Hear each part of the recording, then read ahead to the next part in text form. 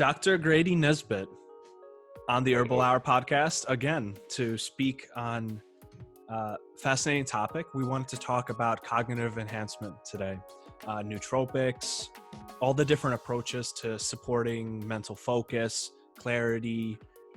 This is a topic that has been very popular for probably the last decade or so, with many advances in different herbs that people have researched to be able to improve cognitive function, different medicinal mushrooms, and a variety of other means. So welcome to the show, Grady. It's good to have you on again. Good to be on. Where should we start? That's such a wide world to explore. It is. So what is a nootropic, right? That's the popular term, these substances that are held to have these effects. I mean, I liked your definition. It's a cognitive enhancer. Mm-hmm. And there's obviously different dimensions of cognitive function that particular nootropics really benefit. Just to kind of rattle a few off, like focus, memory, creativity, as you describe it, dreamlike thinking, like abstract thinking versus linear thinking, mental stamina, just the ability to maintain like that cognitive horsepower for a substantial length of time. And there's a lot of overlap with particular nootropics of what areas they affect. And some are reasonably well understood in terms of the pharmacology or the phytochemistry, depending upon if it's a pharmaceutical or a nutraceutical or a botanical. And then there are some that are, still kind of a mystery, even after, in some case, with pharmaceuticals, decades of use, but obviously with millennia of use for the natural stuff. Why do you think there's been such an increased interest in nootropics and cognitive enhancement in general? We got movies like Limitless. There's this magical pill you can take and it'll make you very smart and be able to predict stock changes. That's a good movie. It is a good movie, right? Entertaining movie. And then there's the show too. I think that may have spawned the interest to a degree. I wouldn't go so far as to say spawned, but it added momentum to whatever that movement was initially. Maybe it kind of took root in like the 1960s when LSD arrived on the scene, where kind of the mental barriers were taken down a little bit by that particular substance that obviously impacted society, but then art, politics, etc. Just the collective consciousness. And then psilocybin, obviously the more the natural counterpart to LSD. And I think about that same time, a lot of the pharmaceutical antidepressants were being developed. Barbiturates had already been around for decades, but then like tricyclic antidepressants were developed in the 60s. So I think you could describe it as like a gradual progression of at least Western people, because for indigenous ethnobotanical uses, like the herbs and the mushrooms have been used for millennia, but for us, our bias culturally and as a medical system is towards the pharmaceuticals. And I feel like at that point in history it kind of took off a bit. I think too that it's an adaptation and it's a response for the challenging times that people live in now, where if they work on the computer, they do something over the internet, or they have another kind of technologically related job, they might be sitting from 8 or 9 in the morning till the late evening nonstop, working, doing very intricate operations with their mind and requiring the use of their minds. And then people in obviously other scenarios where they have to work and stay focused for long periods of time. Like you were talking about the military, like one of the uses of Modafinil, which is a wakefulness promoting agent used a lot for narcolepsy, but it's also used, you were saying, for fighter pilots and other long distance military personnel who have to stay awake. Where focus has to be sustained for many, many hours, like beyond the normal human span of ability. Like for Mm, fighter pilots who would fly like a 36-hour mission, mhm, or Green Berets who are behind enemy lines, and that's mm, at the upper limit. We'll talk doses of that later, but it's really intended to push the limits of human capacity, physical and mm. mental. It's that common desire of humans to be better, to do better, to be better adapted, to grow, and this is one of those areas of biohacking, about like hacking your physiology and your biology, and improving your ability to do whatever it is you want to do with your mind and body. And I think nootropics are, in general, a very interesting category of substances. One, because there's just so many different ways to go about it. Like, there's nootropics that work because they're very stimulating. There's others that work because they enhance memory. There's others that help more with focus.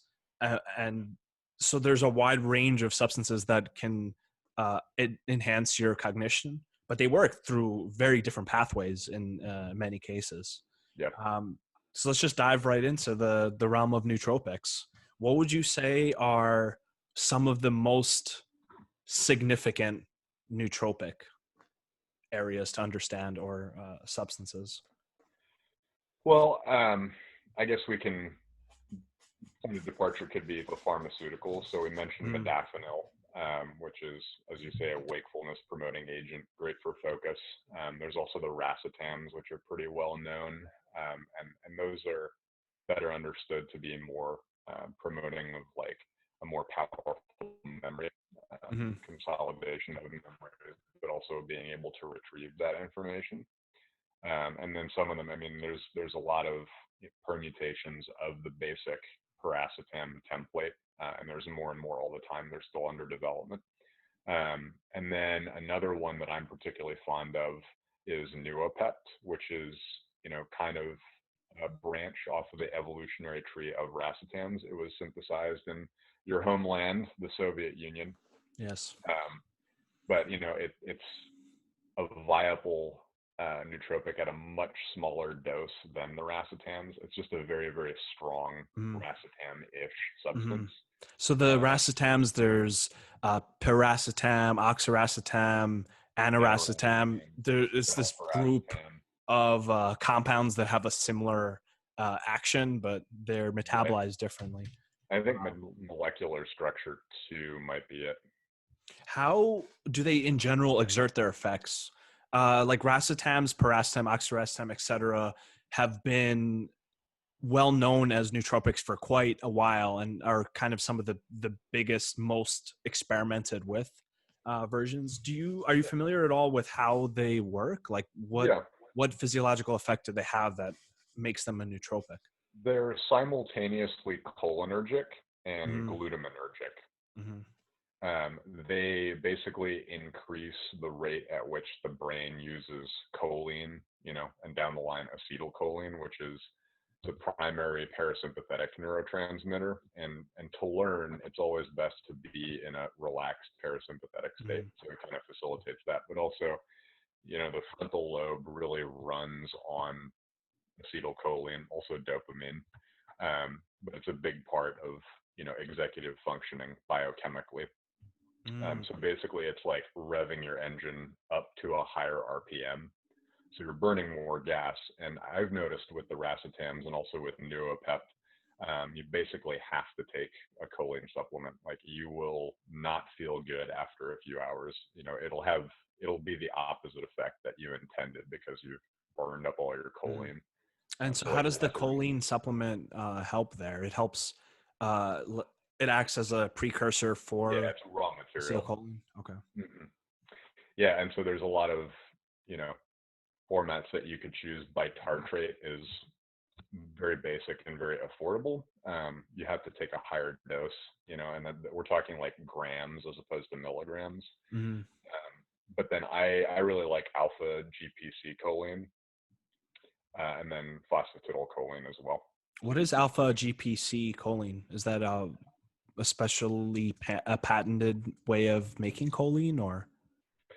Yeah, I feel like it's got an extra moiety attached onto the choline, and same with Mm, CDP choline. I don't recall off the top of my head. I think the take home from my experience, because I've used both, Mm, is that alpha GPC choline works quicker.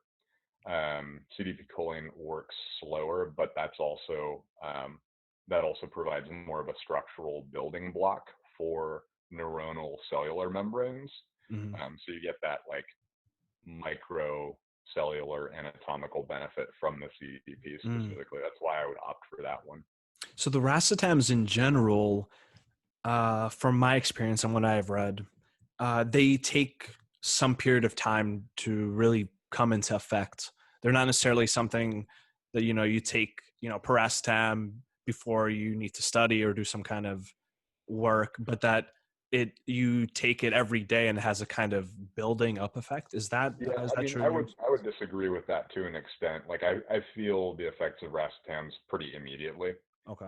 Um, I agree with your point that it's better with time, um, especially Nuopept. I mean, that's one that's recommended to take for at least a month before Mm. you.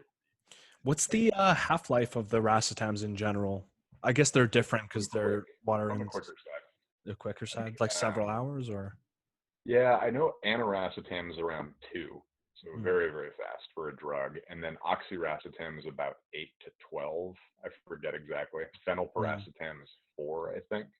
mm, And so phenylparacetam, it bears mention. It's the racetam, but then it's got the phenyl moiety attached to it, which makes it fat soluble. So that's mm, actually able to cross the blood-brain barrier. That was the intention when it was developed. And it's recommended in a much smaller dose than say aniracetam or oxiracetam. mm, I noticed that it's particularly energizing of all the racetams that I've tried. Um, and I would say it's my preferred. mm. And the racetams, none of them are they used as pharmaceuticals at all, or they're pretty much just over the counter? Um, I know in Europe they're available only by prescription. In the US, if you find the right website, you can buy them off of there. Mm, It's not necessarily that they're prescribed. mm, I think maybe one of the subcategories is, um, and I feel like it's meant to treat seizure disorder. I forget the name of it though, and I could be completely mistaken about that. mm, But yeah, basically, depending on where you are in the world, it's mm. kind of a different legal status. What does one notice when taking the racetams in terms of their nootropic effects? Like, what are the things that, from your experience, you really noticed it was helpful for? Well, assuming that I'm taking it with a choline supplement, it also Mm, helps to eat. Like for people who pursue intermittent fasting, I would say approach with caution because it's something that I do. So it really helps to eat, have blood sugar, and then also a choline supplement. Assuming I've done those things to enhance the experience, I would say mental clarity and also the better memory in and out and focus. They're not particularly stimulating. Phenylparacetam is though. Um, I would say that they're a little bit more subtle than modafinil. They feel a little less pharmaceutical. It's kind of a more broad focus that you have as opposed to like the narrow linear focus of modafinil that we'll describe in more detail momentarily. Um, well balanced, I guess, is another word to describe them as a nootropic. mm, A lot of people love them. Aniracetam is another one that I'm particularly fond of. That one I would describe as feeling the least pharmaceutical. mm, It's very similar to Bacopa, I guess, in terms of mm, the overall experience. And then oxiracetam is more towards the modafinil end in terms of mm, like the linear thought. So if you want to access the rational brain in addition to memory, it's a great study mm. drug, as you can imagine. Yeah, I in my undergrad, especially in a lot of my biology courses, I experimented with the racetams, paracetam, taking it every day, and I noticed some effect. But for me, the oxiracetam was the most noticeable in terms of effect. It was the most immediately kind of energizing to the mind, and I used it for the period of a few days when I was studying for organic chemistry. So you remember organic chemistry where there's all these different like That was a good molecules and you're idea. drawing them and all this. By the time I reached the test, like I could just see the molecules like in my mind's eye. Um, You're a special and I'm person. not and I'm not really that much of like a visually like imaginative type of person, but I noticed that when I was taking the oxyracetam, it like was kind of almost enhancing my mind's ability to make these connections and to kind of Visualize. learn and absorb information in like a not typical way, to where I was actually really seeing the patterns. And so it really changes the way your mind functions and the way it works. And if it's a helpful nootropic, it helps that. Hmm. Well, I think too with the, I mean, maybe this is the reason for the greater benefit over the long term.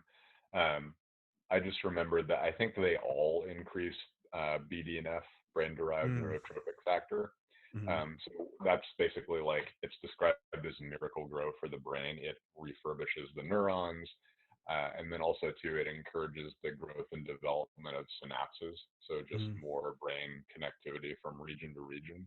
mm, And Boapep is actually particularly strong in that department. mm, This is why the racetams have been utilized for traumatic brain injury because of that sort of structural refurbishment that occurs. I think that was what one of the first indications for paracetam. mm, Also, too, I would mention about Aniracetam and Nootropics that they do increase verbal fluency to a pretty high degree. So elocution, your ability to find the right word, not pausing for words, which is kind of a good barometer of a mm, well-functioning brain. mm. So let's get into modafinil. That's Yes, one of the most popular and most, um, I guess, well known within the nootropic sphere as one of the classic nootropics. That right. there's no question that it has that effect. So can you speak a little bit more about modafinil, how it works, what it's used for, what it's actually indicated for from a prescription standpoint? Yep. And also too, for people who are curious, because it is so well known and renowned, there's a lot of resources on it. There's a lot of Mm, anecdotal um, experience that's around the internet. So in addition to what we're going to say, like there's plenty of resources. It was so the prodrug Adrafinil, which is available without a prescription in the United States, that was developed in the 1960s by a French pharmaceutical company, La Roche, as a wakefulness promoting agent. And the particular term for that is a eugoric, which is often confused with ergogenic, which it is both of those simultaneously. An ergogenic substance facilitates work and production. So it allows you to accomplish more and be really, really awake. It's not particularly well understood biochemically, although we have a basic inkling that it sort of modulates the ratio, or yeah, the sort of um, relationship between glutamate, which is our excitatory neurotransmitter, and then GABA, which is our relaxing one. Um, Glutamate is associated with just enhanced brain activity and particularly learning. The process of learning is really supported by having abundant and adequate glutamate. Um, the racetams also increase glutamate in addition to choline. mm. So they have that in common. Is And it's not, modafinil and the racetams in general, are they also acting on the other neurotransmitters like dopamine, which is I involved don't, in that kind of motivational reward behavior, right. which Um, they at least experientially they seem to be working on those pathways by some mechanism. So I think with say nicotine, for instance, which is a cholinergic substance, it's Mm-hmm. also dopaminergic once you have the cholinergic stimulus. That's what produces the dopamine release. Hmm. So it may work in a similar regard. I would honestly say that there's a lot of similarity in terms of how racetams feel with nicotine. It's pretty similar. Mm-hmm. So yeah, maybe I don't remember off the top of my head if the racetams are considered dopaminergic, but I recall that modafinil is to a degree. I mean, it's not Mm-hmm. like a big promoter of that like bupropion or the pharmaceutical Mm-hmm. amphetamines like Adderall and Ritalin. Mm-hmm. So maybe to a smaller degree, and also to a small degree norepinephrine. So those are basically your filters. Like dopamine is more associated with pleasure and motivation, and Mm-hmm. norepinephrine is like focus, fight or flight. Like this is what's right in front of me. This is the problem I have to address. Yeah, I But found it fascinating that there's a good amount of research going around studying modafinil for depression, long-term use, and for other psychiatric issues. Um, and that would certainly make sense if it did have some kind of dopaminergic or serotonergic effects. yep. Um, and obviously, modulating GABA and glutamate could have a big part in those. Um, So in that point, the caution would be watch out for insomnia. I mean, mm, obviously that side effect is pretty dose dependent. mm, The normal therapeutic range is between 50 and 400 milligrams a day, so mm, reasonably broad. By default, I think the tablets are usually 200 milligrams, mm. and the 400 milligram dose is kind of, that's useful in the example of like special forces missions. Like that's Mm, basically a guarantee that you're not going to sleep for at least 36 hours.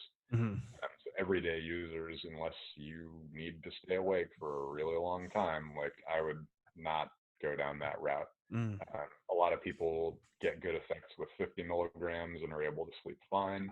Um, yeah, so somewhere in that range mm. would be What appropriate. would you say are the biggest benefits of modafinil in terms of its nootropic effects? Like, what is most significant about how it is helpful for doing, long mental work or even physical? I would say not just focus, but the motivation to learn. I mean, and the motivation to accomplish, if your job is inherently intellectual in nature, like you're in finance or a lawyer or a physician, a lot of physicians actually use modafinil for one thing because we're notoriously sleep deprived, Mm, and for any profession where that's just par for the course, it's very useful in those situations. I would say that what it's not is something that allows for sort of a broad bird's eye view focus. Um, Bogdan and I were talking about this earlier. It promotes a very like linear mindset, very rational brained, filters out a lot of distraction. But then if you need mm. inspiration coming from a different hemisphere of the brain, you're not really going to be able to benefit from that aspect. Right, because it kind of turns your brain on in a very certain way where the kind of thinking that happens, as I was mentioning in dream, like more associative thinking, more symbolic, more creative lateral thinking, where your every idea is kind of spreading out and giving more Circular ideas. thinking. That's the more kind of like closer to unconsciousness and sleep and dream, and people who can meditate, put themselves in a certain trance, or through music or through substances can bring themselves more into that associative creative place. But things like the racetams and modafinil, and a lot of nootropics that work on these like wakefulness systems, whether it's serotonin or uh, what have you, they seem to really focus your mind in a more linear pathway. So like rational thinking, if that, then this, really good for any kind of like, Algorithmic. it's used a lot obviously by computer programmers Right. and people who are doing intense calculating work or anything that like you know rational thinking is ideal. And then that kind of brings in a good area of the nootropics that promote lateral thinking.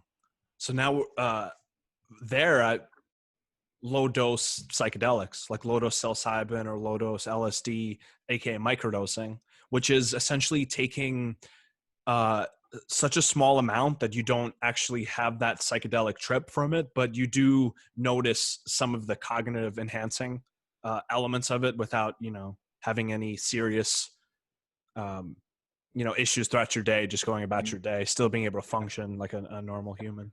And that's interesting too, because obviously the microdosing LSD became very popular and well known within the Silicon Valley Right. circles of computer That's the thing programmers. So nowadays, apparently. because LSD microdosing really does encourage lateral thinking, even in very small doses. That's an example of a potential nootropic, and they're Has been some good research on small dose. I think it was on LSD and psilocybin, of the fact that it increases sensitivity, increases like ability of eyes to focus on objects and do certain executive functions. So it does seem to have a nootropic effect. So that's kind I of know someone, wink, wink, nudge, nudge, because I've never had personal firsthand experience with LSD. But this particular person drew the most amazing picture that they have ever drawn before. It was like the highlight of their artistic career. oh wow. So in terms of artistic creativity, and Andy Warhol is a good example of it. I mean, that guy like ate it for breakfast, lunch, and dinner most of the time. So yeah, I mean that sort of artistic movement was partially facilitated by Mm, LSD. mm. So we got the racetams. Then there's modafinil, which is kind of a standalone category. Mm-hmm. Very stimulating in effects. What are the typical doses that are used for For modafinil? modafinil, Yeah. 50 to 400 milligrams. It's usually around 100 to 200. Like 50 is low dose, and some people don't even feel that. Mm-hmm. Really, for a lot of folks, it's like an issue of what allows you to sleep. And by the way, folks, this is something that you take in the morning. Like taking it in the afternoon or early evening is, I mean, unless you don't want to sleep, Yeah. I It don't has think a it's really worth long half life, right? I think it. modafinil Modafinil is had. about 4 hours. It's not particularly long. Our modafinil, which is an isomer, it's the R isomer, is like 15 hours. So that's a new development that happened within the last like 20 years, I think. So for people who really, really need all that staying power, they're normally prescribed armodafinil. One thing too, viewers, don't drink, or at least like keep your alcohol consumption very minimal. That's especially true of Adrafinil. Like if you're taking Adrafinil, which is available without a prescription, there's plenty of websites where you can just buy Adrafinil because it's Mm. perfectly legal. I'm seeing here when I look in that the half life of modafinil elimination half life is about 15 hours, so 10 to 12 hour range in most of these. Okay. So I think I mean, adrafinil I'm is even longer than that. that might be armodafinil. Ah, okay. What I remember about armodafinil particularly. Yeah, so that's an interesting concept to talk about half lives. It's really important to understand because some substances, obviously, like modafinil and then what was it, adrafinil, they have Right. a really really long half life. Meaning, a half life is basically the amount of time that half of that substance will be eliminated if you wait. So if something has a half life of 6 hours, that means after 6 hours of your body processing the substance, it will have half of that amount left. So 50% less. And then another half life, you'll have another 50% less. Um, Right. where it comes interesting is all these, you know, dosing something. So if you start taking something that has a 12-hour half life, it will take you there's this general rule of thumb that to reach any steady state in the blood or plasma of any pharmacologically active substance, a steady state meaning like if you're taking it every day, when will it reach like the pinnacle and stay there? Right. Or if you're 5 days. weaning off, when will it reach like a stable state? So it's five half lives. Right. So like if something's like a 12-hour half life, then about 2.5 days before you would reach like any stable amount. Meaning if you took it every day, it would reach finally some kind of stable level where if you kept taking it, then it would stay there. And same thing with suddenly stopping it, because if you stop using a substance that has a 12-hour half life, it'll still take about at least five half lives of that um, to be out of your system completely. Right. So that's an I mean, interesting for thing when we something, talk about these substances. They have long-term impact. nicotine is a good example of what the consequences are of a short half life because the Mm, half life of nicotine is about 2 hours, and mm, methamphetamine is pretty short too, especially when you smoke it. So drugs that have a longer half life are far less habit forming, and drugs with a shorter half life tend to be more habit forming. right, because the level lowers and then there's some kind of like craving to get it back. What other nootropics would you consider among the most uh, personally effective that you've used? Bacopa is my Bacopa. number one daily. Yeah. Mm. And so it's similar to the racetams in that you get the greater benefit over time. It works on a lot of neurotransmitters, dopamine, predominantly acetylcholine. That's the big one, and then GABA is the other big one that it works on. Also serotonin to a degree. So I mean, basically almost all of them. Mm, And it also increases brain-derived neurotropic factors, so you do get the structural refurbishment. mm, Um, and it definitely improves verbal fluency. That's one of the indications in Ayurvedic medicine is that, for people with speech deficits to whatever degree, that was one of the old indications. And also, too, that it would allow the Hindu mendicants to um, memorize the big like hymns, the scripture, because that was all an oral tradition. So facilitating, just downloading mm. a huge amount of information. But also too, I don't think it limits creativity to any degree. If anything, it enhances it. So for that reason, it's one of my favorites, and it's something that you can take daily without issue. It's also a great analgesic as well. Mm. Yeah, Bacopa's really interesting plant. I've experimented with tinctures of it in my undergrad times and really noticed the effects of it. Like when I took a pretty significant dose of Bacopa tincture, which is like a liquid extract, um, and I was studying, I noticed that first of all, my mind was in a different state. I felt almost this like the feeling that's associated with any kind of cholinergic Mm-hmm. substance like that boosts acetylcholine, like your focus, like your mind feels very like open, like it Yep. feels like your mind is like clear and literally like spacious, where you can just I kind think. of like read something and that makes sense and this and that. But what I noticed for myself too, which was interesting, um, I definitely noticed increased memory. Like I'd be able to just have such better recall. Like Mm-hmm.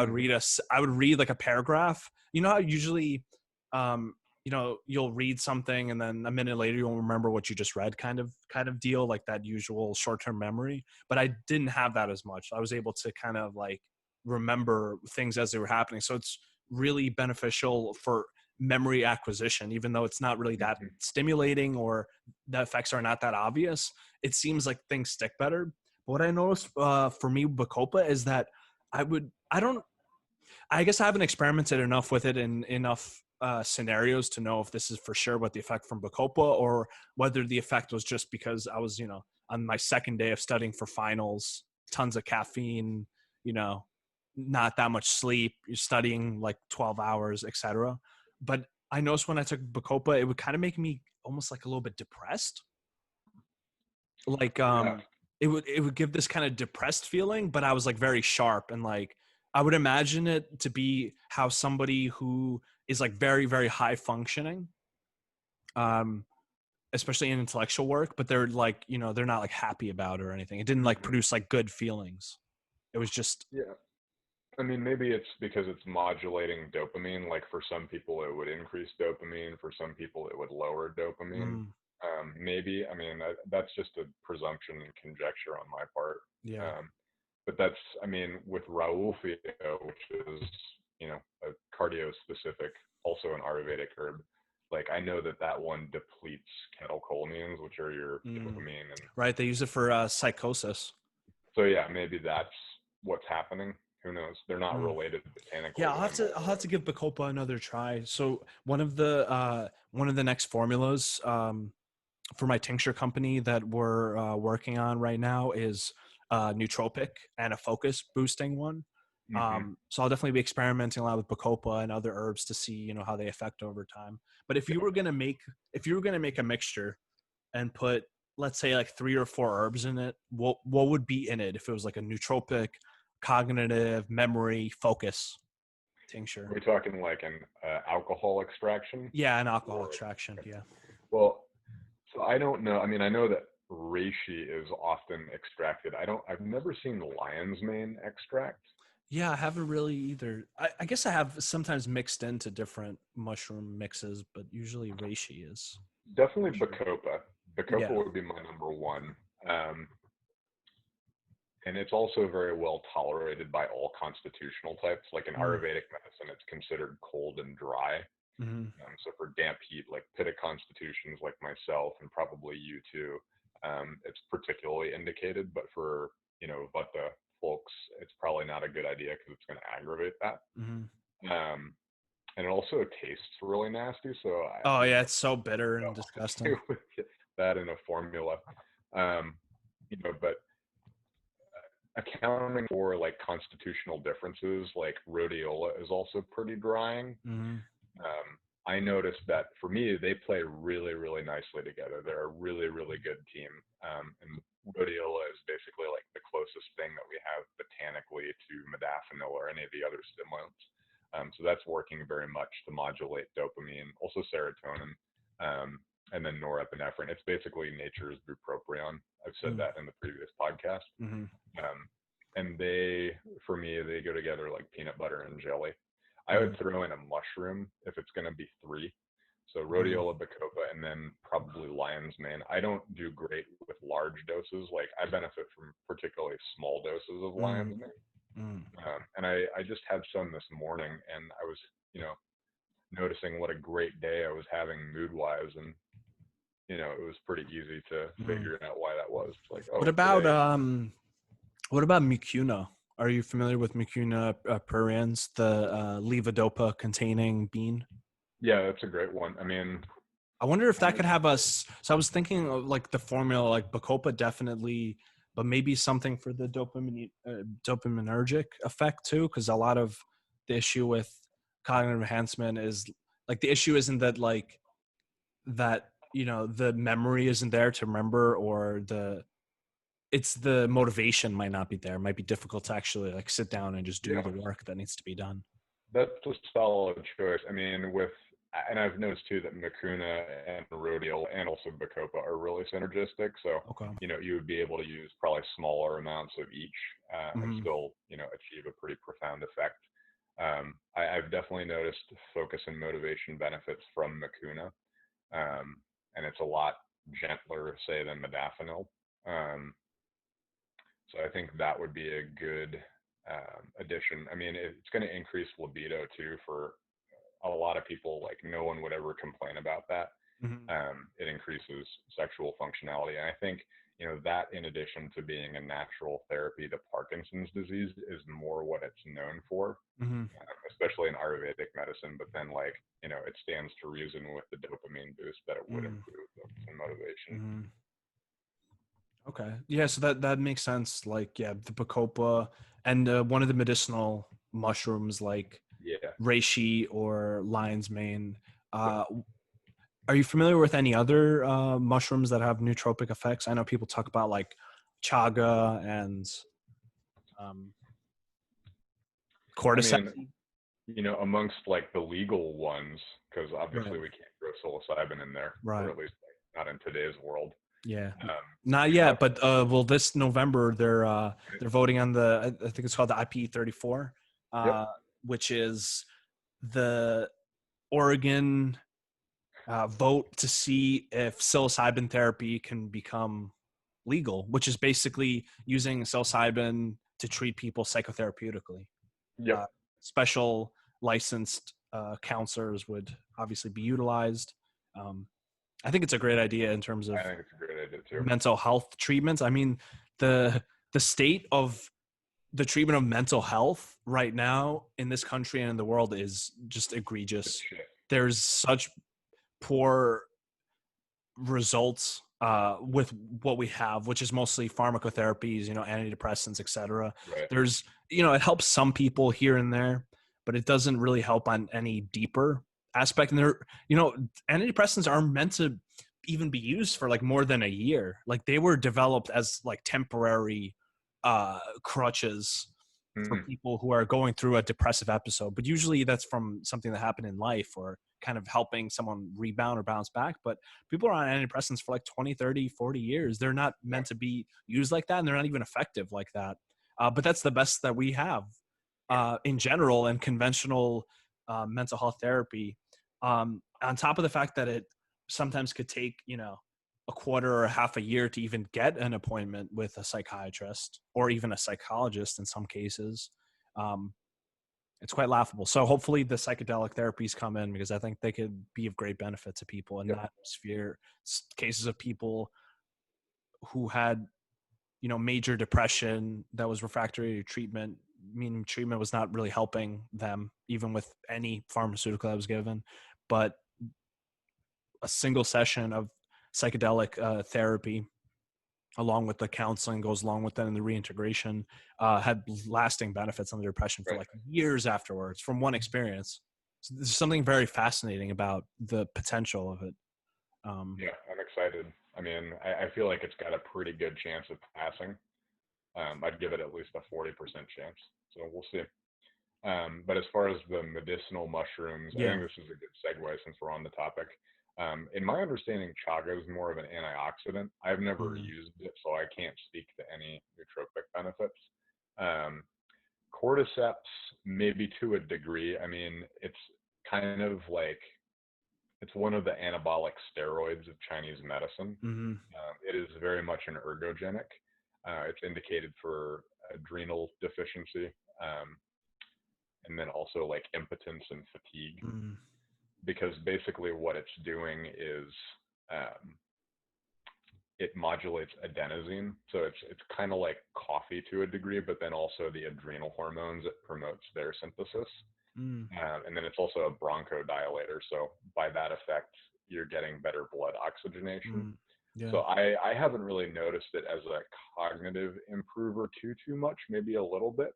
But it's more of a physical performance enhancer, particularly like if you're going to do an endurance sport, or even like an endurance sport that has a strength component, like rowing, for instance. I've noticed that when I've spent time on a rowing machine for like 45 minutes to an hour, like cordyceps will just give you the lungs of a horse. Mm. So that, I mean, I feel like that would benefit a lot of people. And it's mycelium nowadays. The wild stuff is just completely cost prohibitive. Um, Yeah, I mean, it literally is a fungus that grows out of the head of a yep, caterpillar. So it's it's, a as parasitic far as organism. delicacies go in the herbal world, it certainly is one. Yep.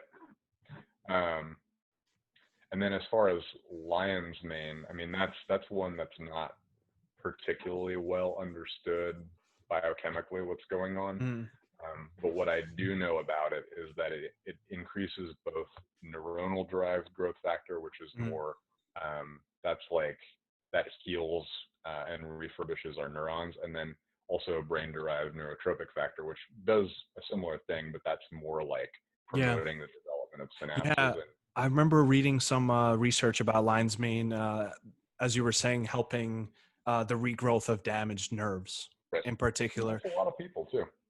The cool thing about the mushrooms in general, what I've noticed with them, like the reishi and the lion's mane and even psilocybin, they're all very specific to the nervous system. There's some Hmm. kind of affinity of mushrooms to the nervous system. Visualize what mycelium looks like. That's right. You That's know, a for good the point. most It's like part, it's like white, like our nerves nerves. are, but it's, yeah, it's just a big bundle of nerves Mm. looking It's the cells. doctrine of signatures, Yep. right? That ancient idea that the healing potentials of the plants that we see can be seen in the way the plant looks. Like a walnut looks like a brain, good for your brain. Yep. A tomato has the chambers of a heart, has lycopene, which is really good for your heart. That might just be wishful thinking to believe that just because it looks like something, um, it might have the healing effect there. But I think there's probably There's something more. to it, because it's almost like seeing some kind of pattern in the universe Yeah, I mean, repeats itself. in Chinese medicine, you have the five phases, which are basically like energetic frequencies and Mm, wavelengths. 'Cause, like each one is associated with a color and a mm, particular tone, mm, all those correspondences. I mean, that's basically what it's describing. So maybe like the wavelength of a tomato, is similar to the mm, resonant frequency of the heart. I don't know. That's mm. kind of Maybe the spitballing. wavelength of a tomato with some wavelength of cheese. It's a good mixture. So it feels like a good wavelength, man. I like the way you think. Yeah. Um, and then reishi is also a pretty potent nootropic. I mean, my experience of reishi, and I don't know anything about it biochemically other than its benefits on the cardiovascular system because Hmm. it's anti-atherosclerotic and it reduces cholesterol levels. But what it feels like to me is basically like you have a secretary, upstairs who's very on the ball, and kind of does you the favor of like filtering out stuff that's just an irrelevant distraction. Like it gets you focused on what is truly important. And it also kind of allows you to hone in on like the crux of a particular dilemma. But I don't know how it's achieving that effect. That's just been Mm. my experience, and I really like it. In Chinese medicine, reishi is specific to for the shen or the Mm-hmm. spirit. Which is pentatonic. What aspect of that? It seems like when I read about reishi and studied it, the emphasis was on almost the spiritual component of it in some way. Yeah, I mean, Ling Zhi is the Chinese word for it, and that simply means the spiritual fungus or the spiritual Oh. mushroom. Hmm. So it's in the name. And basically, to talk about what Shen is, I mean, I'm going to borrow Heiner Freuhauf's definition, but it's energy, but it's intelligent energy, and it's visible in someone's eyes. It's like, you have, because you have these three treasures. You have Jing, which is like essence, and that has more of a physical form. It's basically like reproductive and regenerative capacity, and we lose it as time goes on. That's like the wax of a candle, Hmm. and the flame is our chi, which is energy. That's simpler to define, but then the radiance of the candle in a dark room, like that's the Shen. Mm. So it brings in that intelligent light force into the body. Hmm. Is Shen related at all to the liver in functioning? Because I know the liver is related to the eyes, right? Yeah, it's more the heart meridian or the Mm. heart organ network. That's fascinating. So the liver is more like the ethereal soul. It's called the hun, but then Mm. the shin lives in the heart. Mm. And then like the ethereal soul is more involved with dreams. Since you're into dream therapy and Mm. studying that, Mm. basically like a dream is the hun, the liver, spiritual body, like in search of food, basically. Mm. So is it actually leaving the body? Yeah, Mm. it leaves the body. Yeah. It comes back, hopefully. One of the topics that I talked about for my dream psychology class that I taught at Portland Community College was the phenomena of astral projection and techniques for actually being able to consciously have an out of body experience. And I've had some very fascinating experiences with it. I bet So Reishi would be awesome for that. it seems like it would be, right? That'll be an Well, interesting thing yeah, to experiment. And it's also you could interesting too find to it. ask that, like, what kind of reishi were, these ancients having? Like, maybe Yeah, their reishi was super potent and they were actually even having like a mild psychedelic experience with it that right. I mean, they have were from our definitely sources. wildcrafting, but nowadays we're using mycelium, under most, well, I guess that's not true. I mean, mycelium is more for cordyceps, and reishi is pretty easy to propagate. Um, but, replicating like the environmental factors in a lab is very, very hard to do. Like cordyceps grown in a lab, like for one thing, do they have the same caterpillar? Like normally they're grown on mealworms, and it's occurring at a certain elevation. Like cordyceps grows at like 12,000 feet minimally, so it's an oxygen deprived environment. So that's you know catalyzing like an epigenetic cascade that makes wild cordyceps so strong. So I Mm, wonder if in like the temperate forests of China and Japan, that have a certain temperature that fluctuates throughout the year, there's mm. certain trees that grow there that the wild reishi would Right. basically And plants symbiotically. change a lot, right? Over evolution Yeah, and selective cultivation. I mean, a perfect example is cannabis, right? Over what is, yeah, let's say, over 6,000 years. 50, 60 years, the chemical composition of cannabis Right. has completely changed. Like the cannabis that was normally growing in the wild and cultivated, That Cheech even and Chong in the worked 50s and 60s, on. Yeah, the cannabis that exists now through all the selective breeding and yeah, hybridization, that stuff, it might be 20, 30, 100 times stronger in yeah. terms of the chemical constituents and even what is included in it.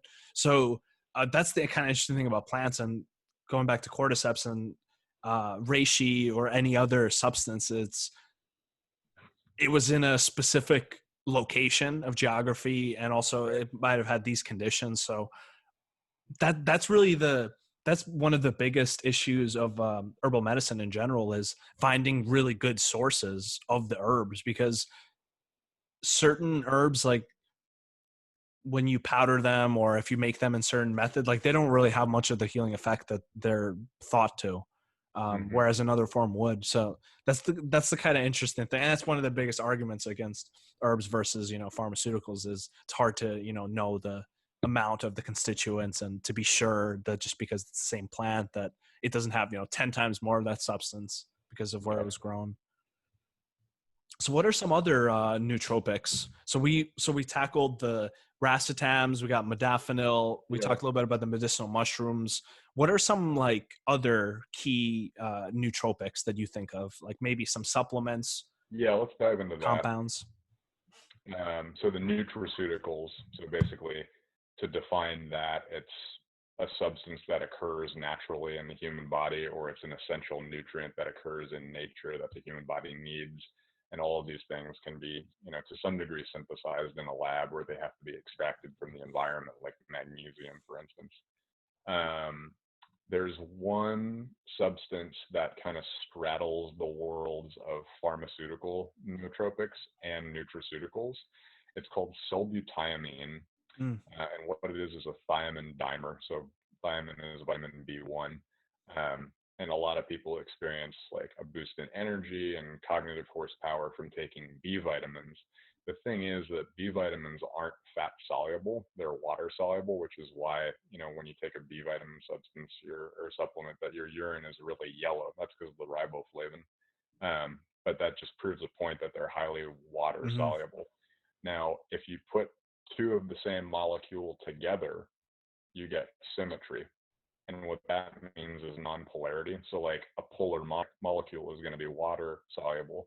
A non-polar molecule, like a fat, is going to be able to cross through a cellular membrane. So sulbutiamine is able to pass the blood-brain barrier way mm, more effectively than just normal thiamine that would occur in a B vitamin supplement. And the other thing too is the doses that you can acquire sulbutiamine in are much, much higher than what you would find in a B vitamin. We're talking like between 200 and 600 milligrams of highly bioavailable vitamin B1. mm. So Um, so sulbutamine it's B1, but it just is very good at crossing the blood-brain barrier, so getting right into mhm, the brain. So what right. effects does it have from that? So it feels more natural than modafinil. I mean, it is quite similar to modafinil. It's very energizing. It promotes focus. Uh, it improves mood, and all of this has to do with it promoting the synthesis of catecholamines.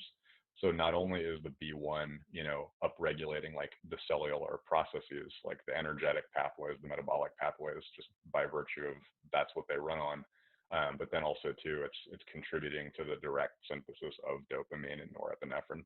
Mm, But being derived from nature, I think the body tolerates it a lot better than a pharmaceutical.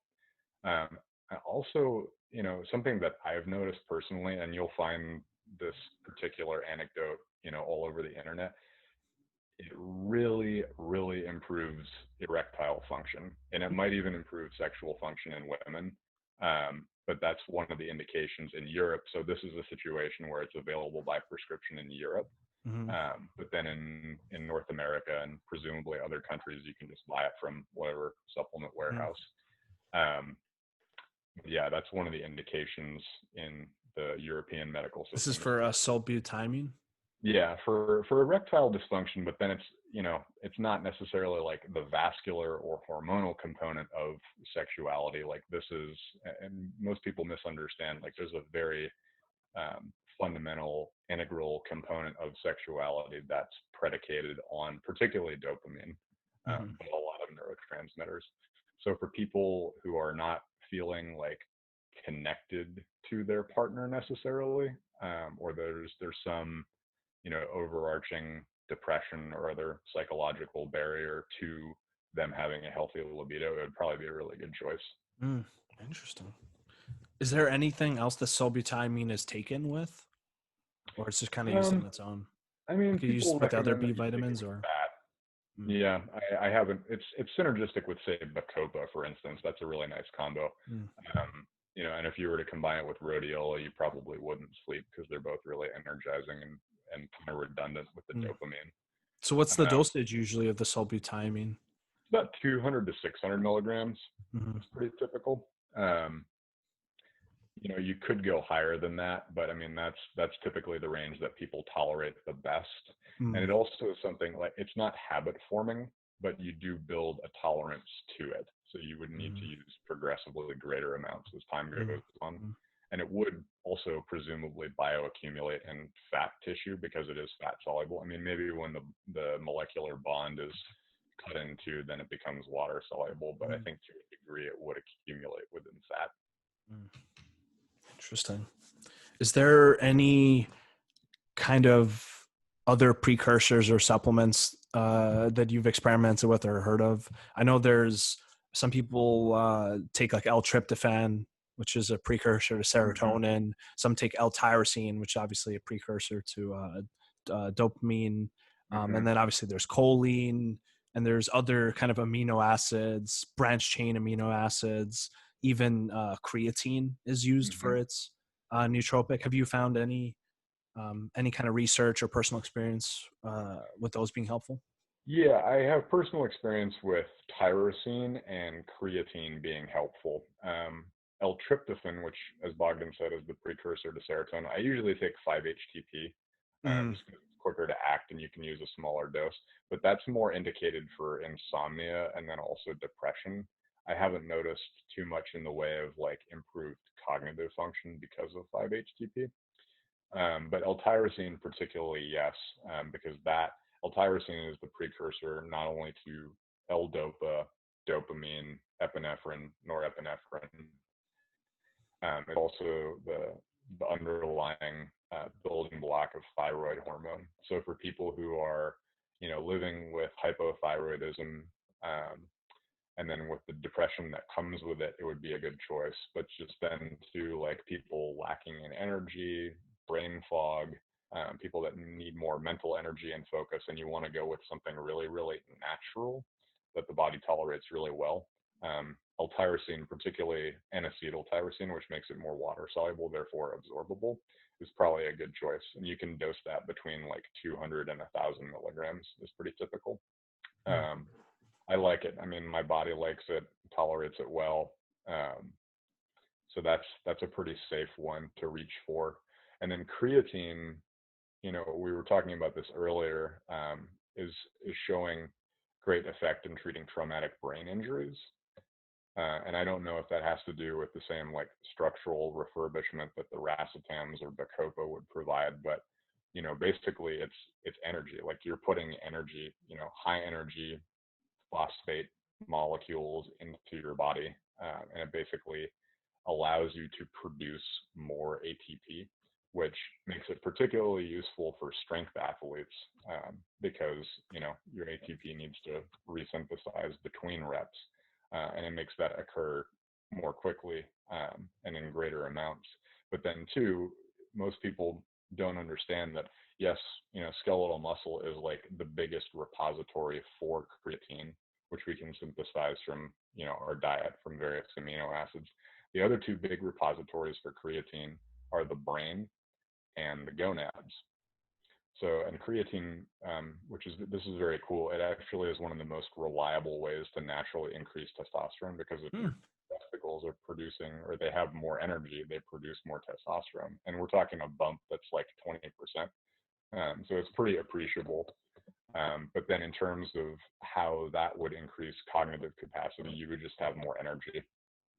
mm. So if you want to cover all those bases, creatine would probably be a good choice. It's just you have to What's watch what's your the dose. dose that's typically taken? I know creatine monohydrate. That's the one that's used Yeah, most.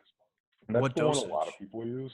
And normally it's understood. This is among like the gym bro meathead community that I Hmm. dip my toes in that water occasionally. But there's a loading phase that lasts for about a week, and you're supposed to load like 20 grams a day for a week. Oh wow.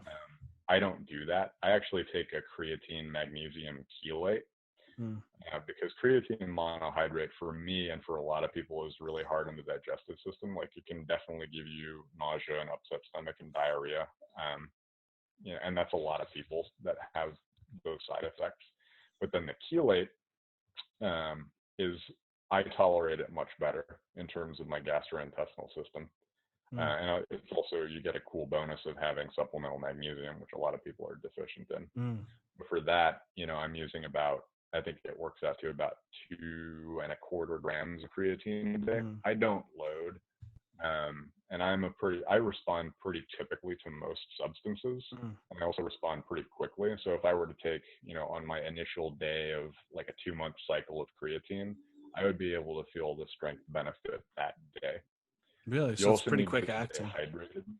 Yeah, it's taken up easily, and then it gets to work right away. The only thing is that you need to be conscientious about staying adequately hydrated, because it's, by osmosis. It's the same with like glycogen. Like for every molecule of glycogen, it binds to like 3 or 4 molecules of water, and the same is true of creatine. So you'll gain weight, but it'll be in the right places. It's basically like your muscles will have more fluid in it. Um, so that will make you look like you gained 5 to 10 pounds of muscle. And that's kind of the normal weight gain that people can expect if they've been on it for a few months. Hmm. Interesting. And then what happens if someone suddenly goes off of it? Does it have any kind of like rebound negativity No, or? that's fine. I mean, under normal circumstances, people take it to gain strength. Like it's a legal substance, in most professional sports and in bodybuilding. It yields a very reliable, and it's actually one of the most studied substances. There's like 4,000 or 5,000, probably closer to 10,000 studies at this point in time. It's really well studied. Um, and yeah, it's very well tolerated, generally speaking, and it gives, for a lot of people, about a 10 to 15% increase in strength on 1 rep max. Like that's what they're measuring for these particular studies, in like the barbell squat or the bench press or the deadlift. So a good gain in strength, and it enables you. This is an ergogenic substance. It enables you to work harder, and by doing that, similar to anabolic steroids, you're able to work harder. You build more muscle because you work your muscles harder. Is the end of the result. Mm, fascinating. Yeah.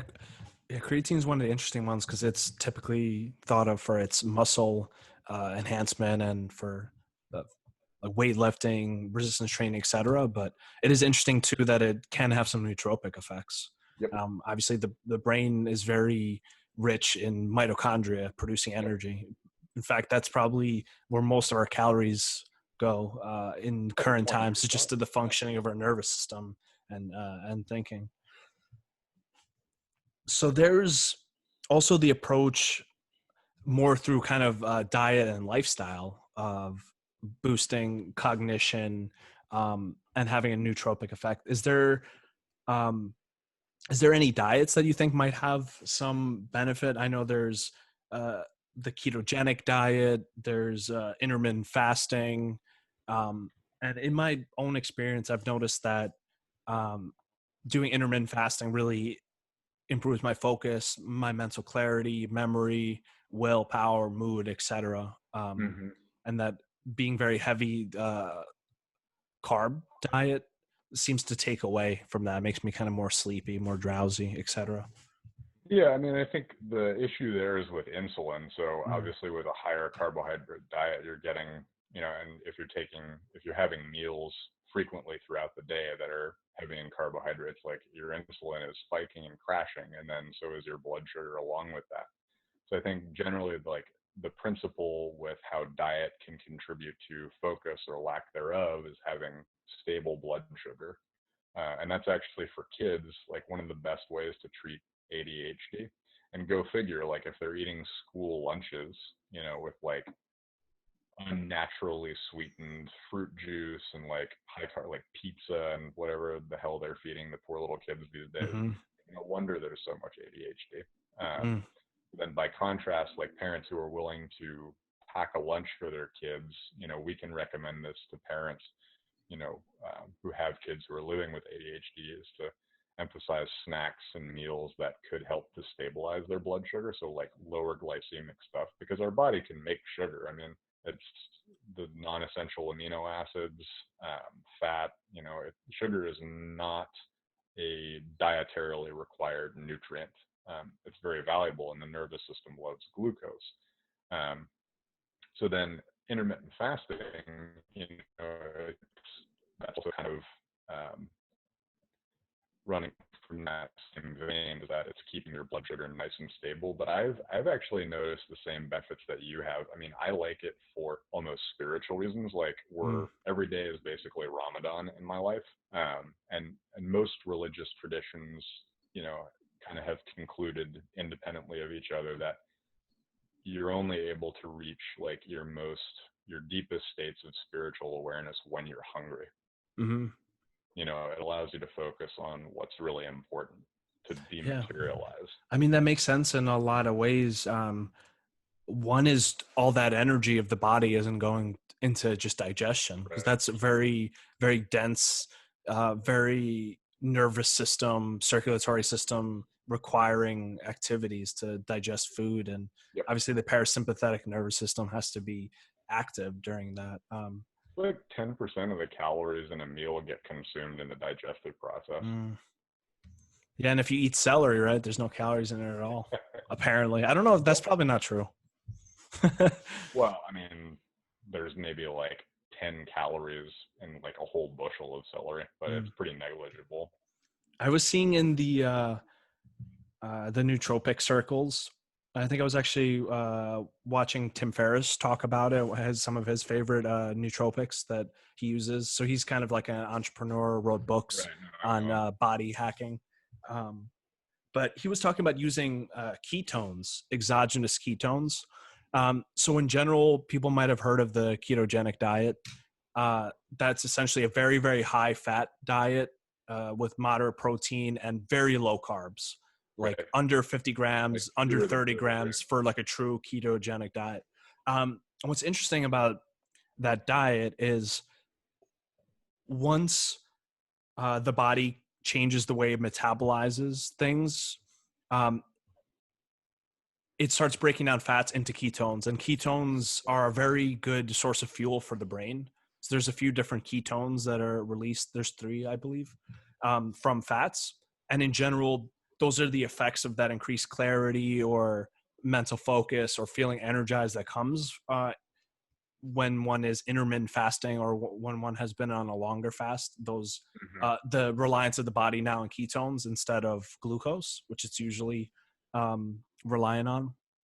There's this idea too that you can take in exogenous ketones like as a supplement form, especially while you're doing the intermittent fasting or full-on water fasting or even a ketogenic diet, um, that help improve the amount of ketones in the body. And this is Interesting. thought to be really a powerful nootropic. I've not experienced with exogenous ketones, but I think that's the next thing that I'll experiment with, because I have noticed a lot of benefit of that intermittent fasting and just doing an overall low carb, kind of almost ketogenic diet. So the idea is like if you don't ingest many carbs in the day, it forces your body to burn fat for the ketones for energy. And it's actually amazing how good the body is at doing it. Like Right.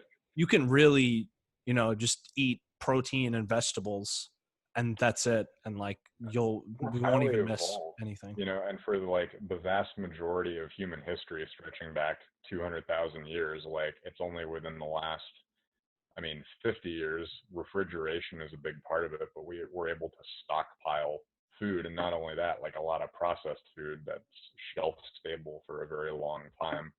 But yeah, it's like our species has had to contend with hunger for the entirety of our existence, and the last few decades is completely an anomaly. And Mm, I feel like I would describe it as like we have a phobia culturally, collectively, of hunger.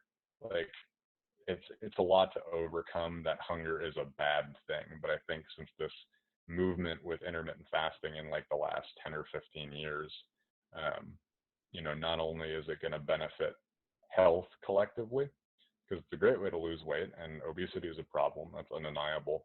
But then maybe too, like it'll yield some sort of spiritual insight collectively as well. Mm. Yeah.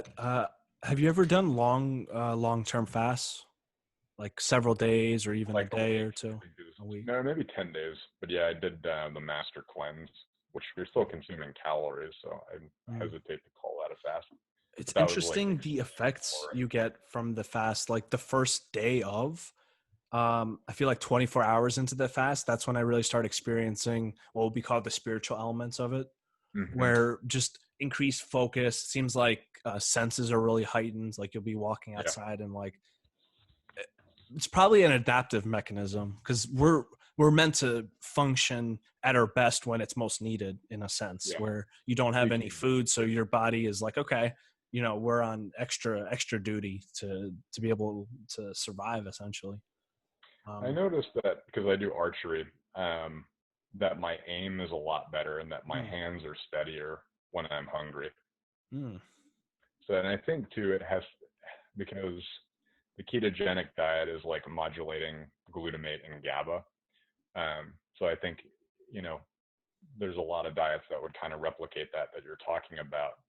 So maybe that's the real like biochemical benefit of stabilizing your blood sugar, how that's cognitive improving, yeah, among others. the fact that the ketones could be directly used by the brain always fascinates me, and Mm. the fact that it seems like it's even like easier and it's less work to use those ketones. So it's interesting in this in these times where the carbohydrate is one of the main sources of food, and understandable too. It's very dense Yeah, in very dense calories. in Like calories. if you were a farmer back in the day, like you weren't growing kale, like you were growing potatoes to survive because like you need calories. Like Well, kale you're doesn't have any Ukrainian. calories You in it. have a bias.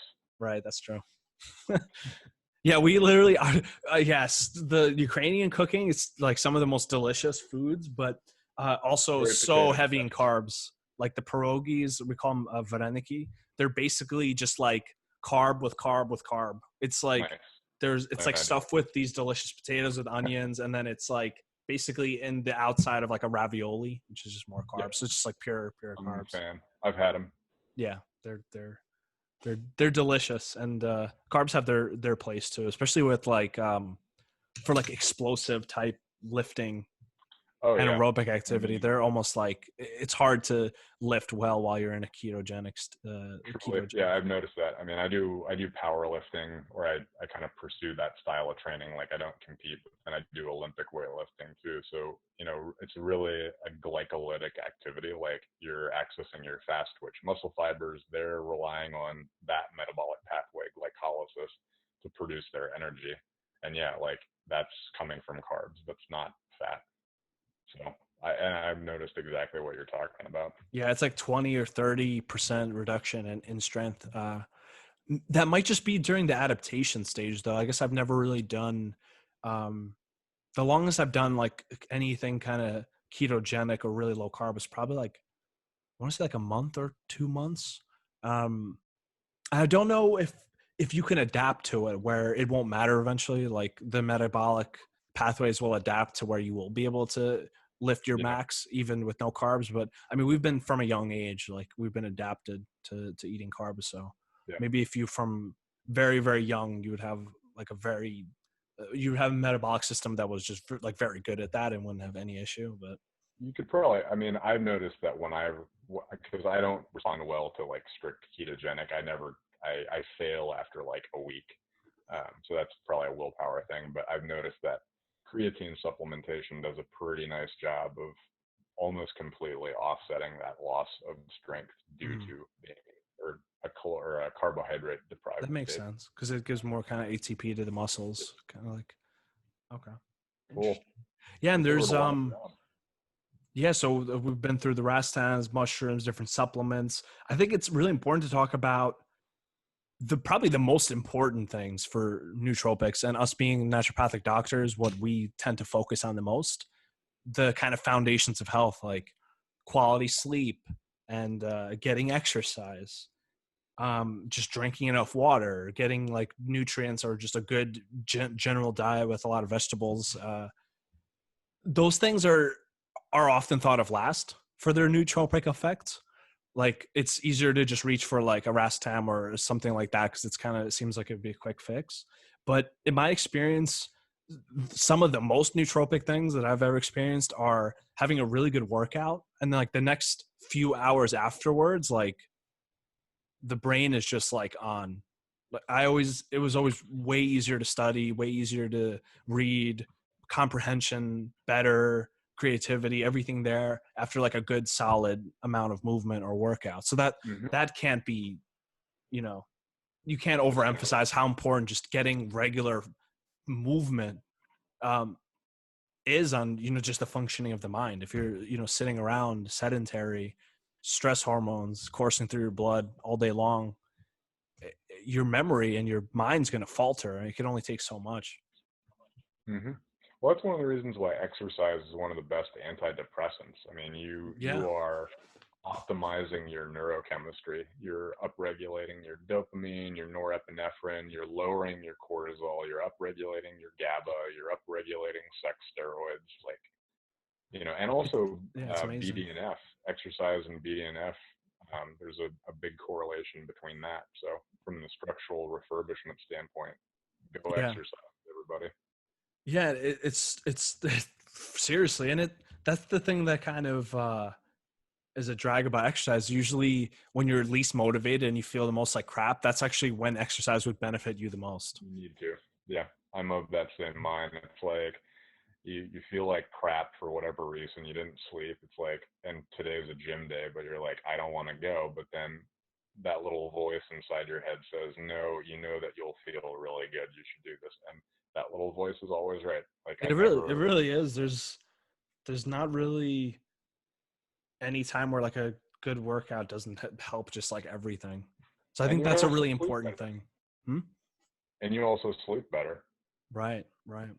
And getting good sleep too. I mean, it's not exactly easy, especially with our, you know, we have so many different sources of light and schedules of sleep, and everyone kind of has their own ideal time. But just, uh, it's been experimentally verified that long-term sleep deprivation or even sleep deprivation of a few hours every night or even one night every once in a while has significant impact on cognitive Right. function, memory.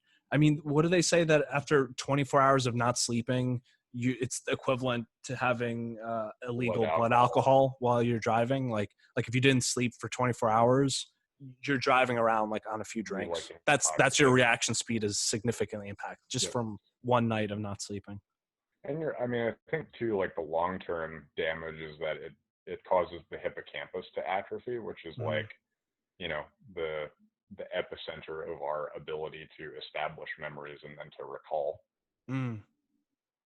Right. So those like the sleep factor, the exercise factor, and also getting right to the heart of how do you increase focus? How do you, you know, bring clarity to the mind and mindfulness, right? Because a lot of mindfulness techniques, meditation techniques, they're focused around uh, training the mind's ability to settle, calm down, bring focus back into the body, bring and hold attention to the breath.